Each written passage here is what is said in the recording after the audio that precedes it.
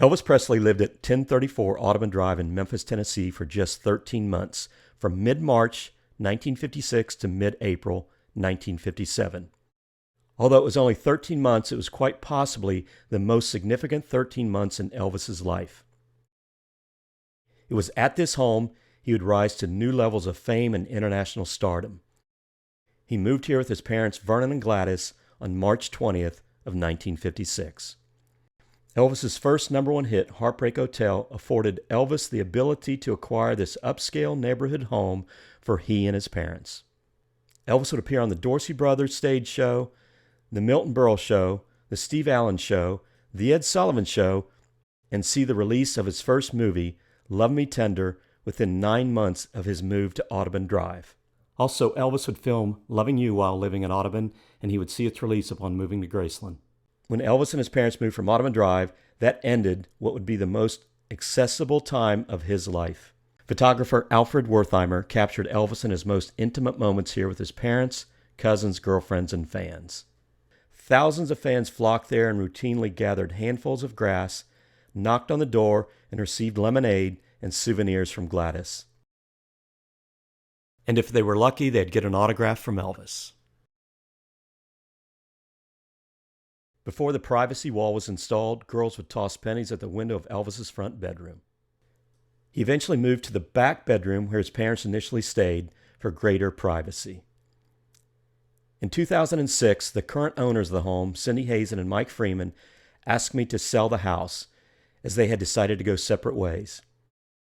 I told them I could get $1 million for the house that had been tax assessed at only $286,000.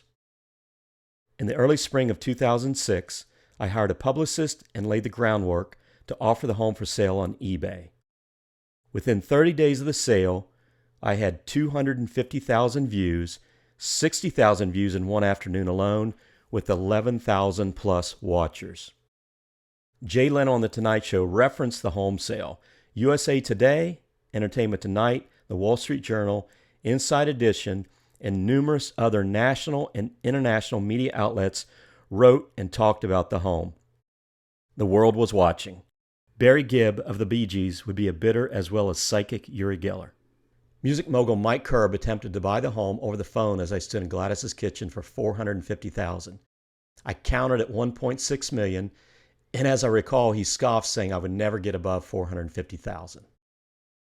Prior to the sale, I was able to stay at Audubon Drive, sleeping in Elvis's first bedroom for an entire week with Cindy and Mike's 6 rescued dogs. During the days, I would give interviews on the front lawn, and at night, lay in Elvis's bedroom and stare at the ceiling, wondering in amazement what Elvis thought of while staring at the same ceiling. I imagine Elvis dreamed big, but I bet he never knew he had become the biggest name in the world. Elvis's Audubon Drive home would go on to sell on eBay to psychic Uri Geller and 2 business partners for a little over $905,000.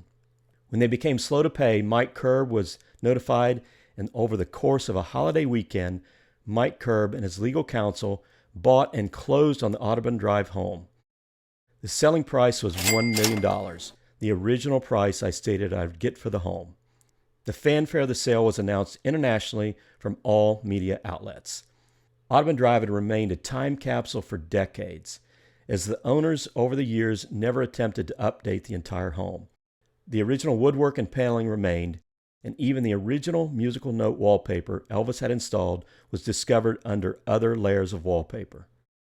The trophy cases and star-shaped lighting, all ordered to be installed by Elvis, remained.